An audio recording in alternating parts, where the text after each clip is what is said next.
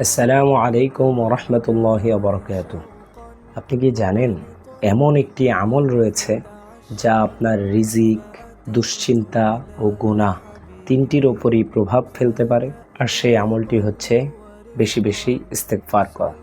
রাসূলুল্লাহ সাল্লাল্লাহু আলাইহি ওয়াসাল্লাম তিনি নিজেও বেশি বেশি ইস্তেগফার করতেন এবং এই ব্যাপারে উম্মতকে অনেক অনেক বেশি বেশি উৎসাহিত করেছেন।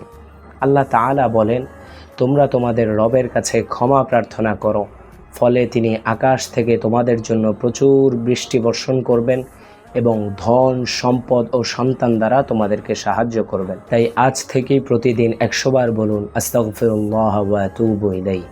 হয়তো এই ছোট্ট আমলটি আপনার জীবনের বড় পরিবর্তনের কারণ হয়ে যাবে ইনশাআল্লাহ। আল্লাহ তাআলা আমাদের সকলকে আমল করার তৌফিক দান করুন, আমিন।